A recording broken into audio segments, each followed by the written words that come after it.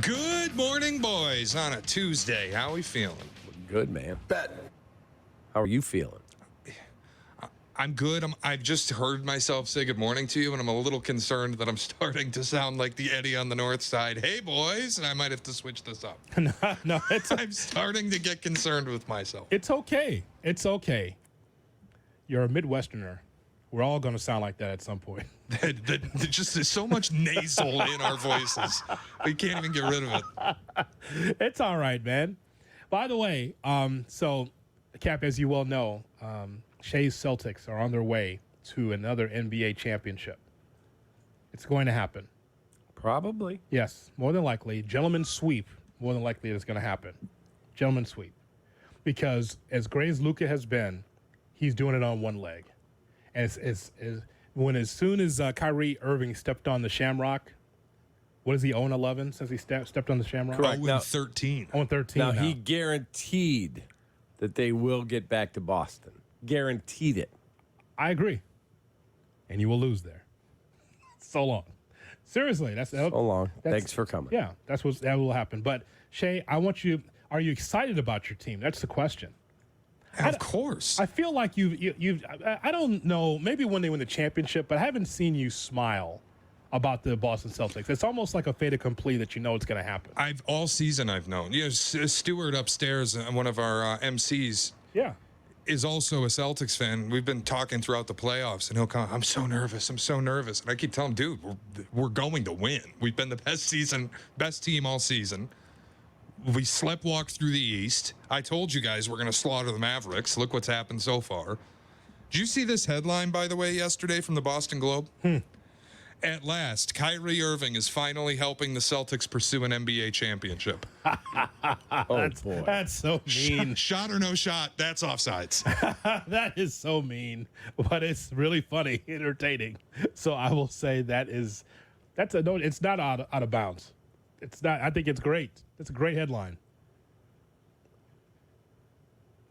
The Celtics and Mavericks would play Game 5 Monday night, Yeah. which is the anniversary of the O.J. White Bronco chase.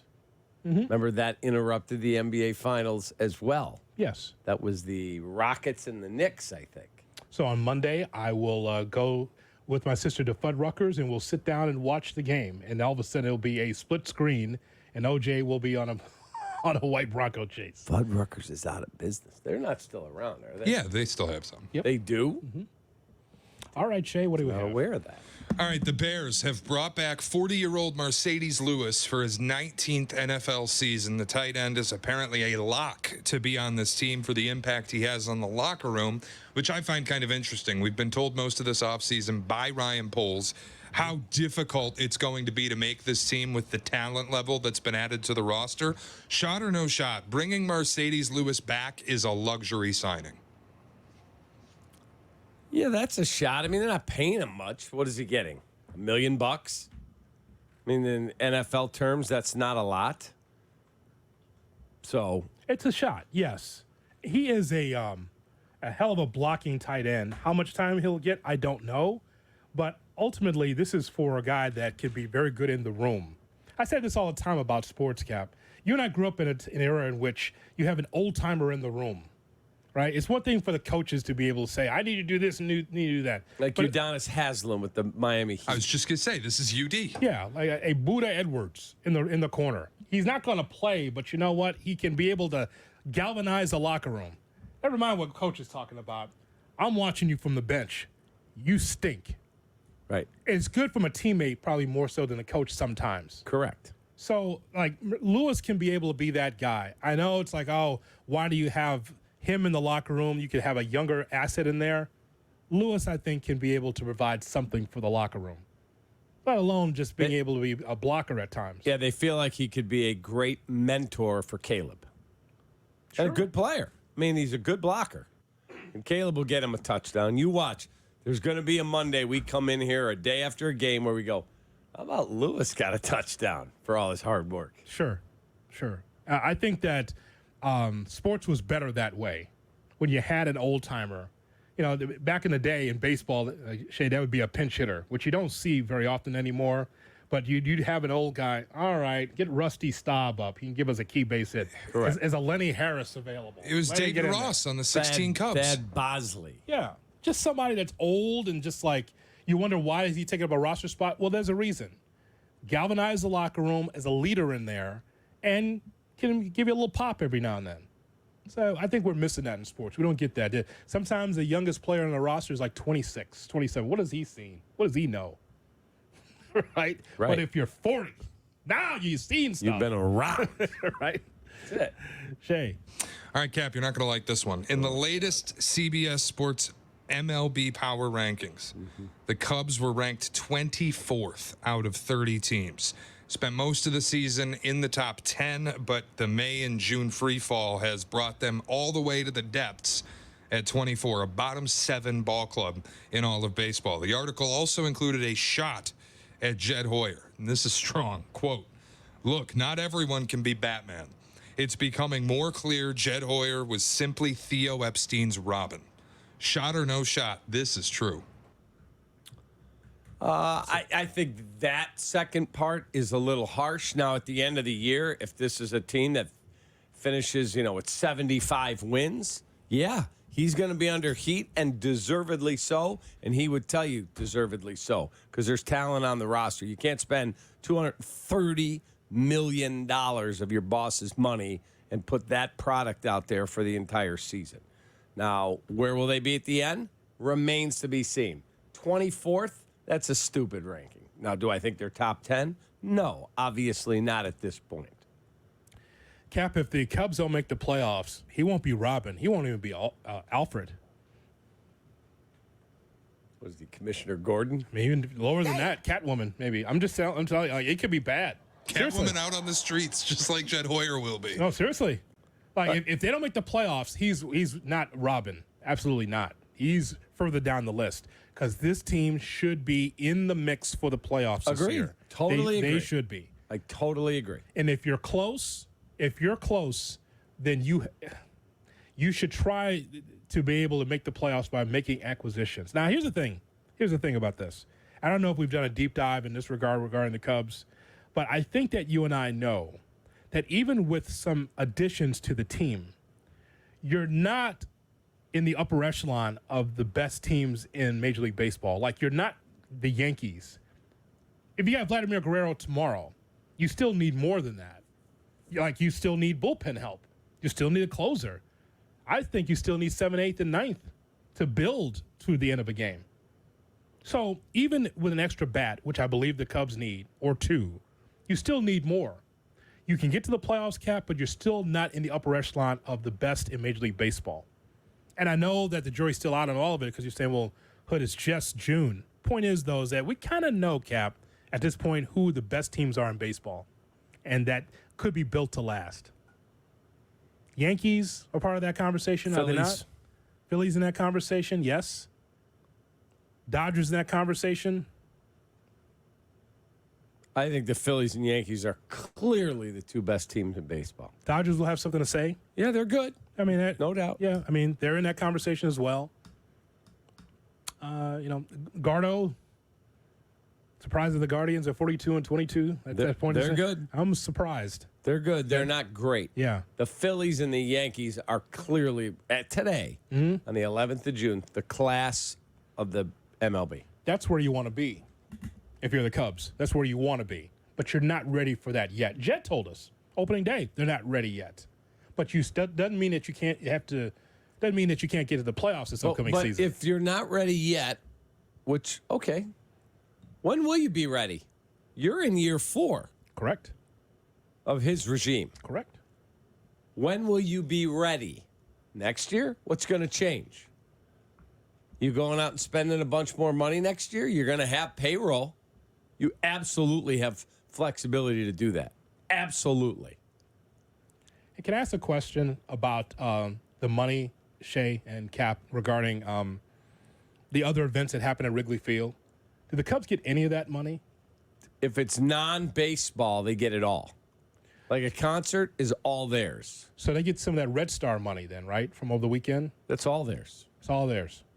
So that's why there's never any excuse as far as money. Now, they may not get all the tickets. The Red Stars may rent. Again, it's Laura Ricketts owns the Cubs, and she owns the Red Stars. Kind of same money. Yeah, it's one pocket to the next. Mm-hmm. But when Zach Brown Band is playing up at Wrigley and they sell it out, that goes 100% to the Cubs. Mm-hmm. It's called revenue outside the walls of baseball.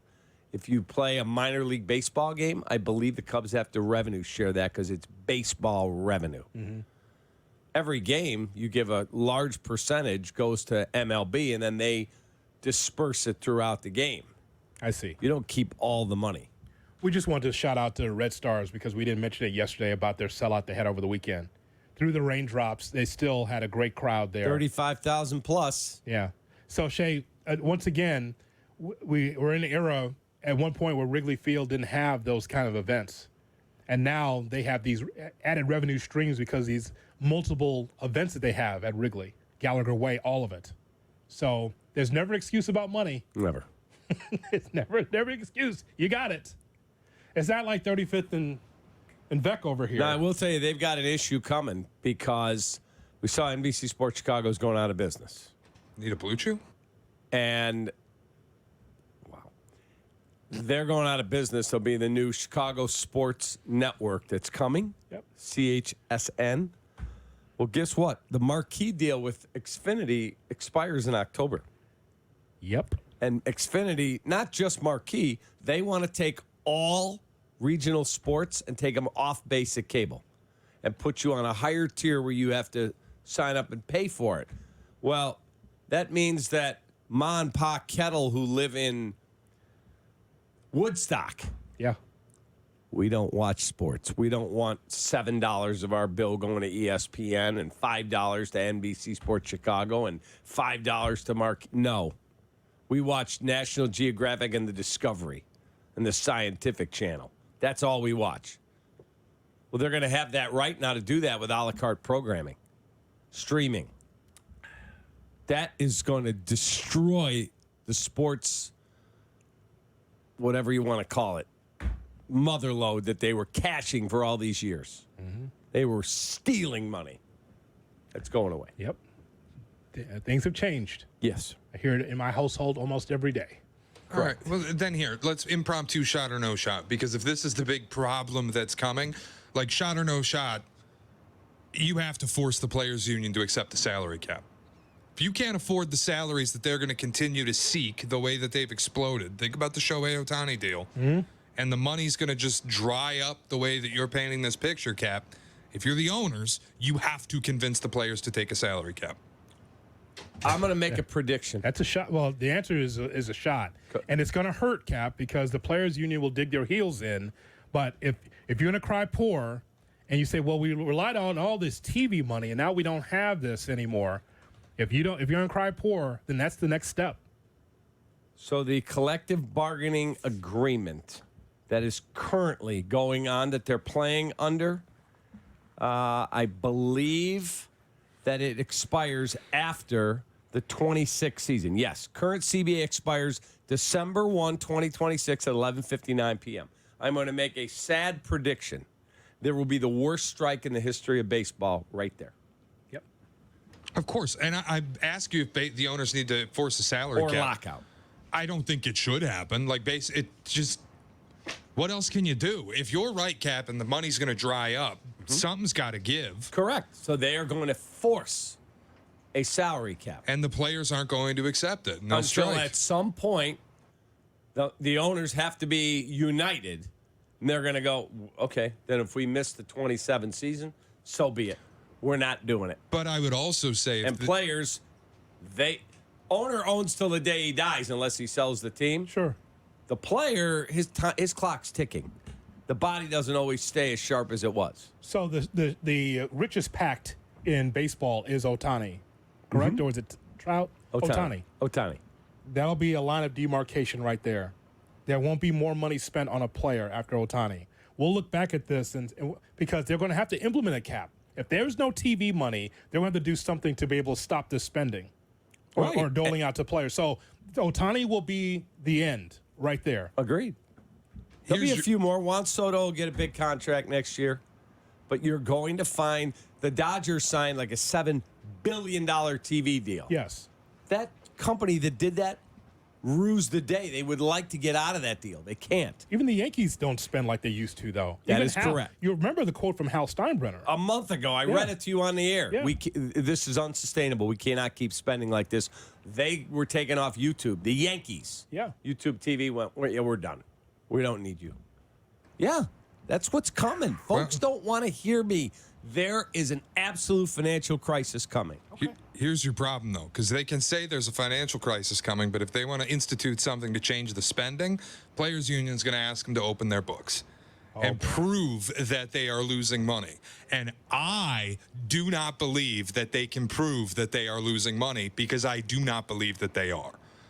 That's where this is going to run into some real issues. But the problem is that you could say that, well, the franchise is worth $5 billion, for whatever it is. Yes. That's only when you sell it. You don't get that money until someone buys your team. If you're going to open the books, by the way, let's start, Shay, with the A's and work our way up. Let's start with Oakland, work our way to Pittsburgh. Let me start there to the bottom. Let's start there. Yeah. How much money do you have, A's? Oh, so you've been jerking the fans around for 20 years? Okay, great. Pittsburgh Pirates, same thing. Start from the bottom and work your way up. Let's see your books. Losing money? I don't think that's correct. Boy, can you imagine the field day we'd have if Jerry opened the books and the White Sox were making money hand over fist? They are. We know they are. Of course they are. Okay, but the question is, after this season, when NBC Sports Chicago goes away, who's paying $650,000 a game, and that ends, will they be making money? And everybody that I've talked to in the game will say, no, it will completely change. We'll find out if that's true or not. I'm just making a very sad prediction. All the best to that new channel. Yes. I don't know how they're going to be able to make money. Empire Carpets? No QR code for the new channel. No. Well, I mean, seriously. Right. I don't care. You can have the greatest salespeople in the history of baseball or the history of sports. It's hard to sell today. And then you go in and go, yeah, I'd like you to buy White Sox baseball. How's the team? Mired in a little difficulty right now. Oh, what's the record? 17-50. They're what? Damn. 17-50. We got good news. We traded our best player, our best pitcher, and the other three guys that we overpaid we're letting get off the books after this season for nothing.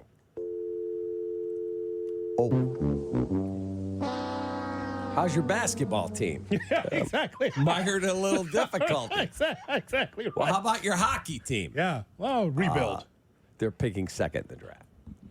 Okay. Could you buy all three of these teams and we'll throw in Wisconsin water rafting and fishing? We'll throw that show in too. Right. We'll throw Like the that in. people putting the channel together, good people. I've worked with many of them. I love them. They got a tough task. You like high school basketball? How about the IHSA playoffs? We'll throw that in there too. Oh, God. Get the golf scene with Steve Golf Cashel? scene.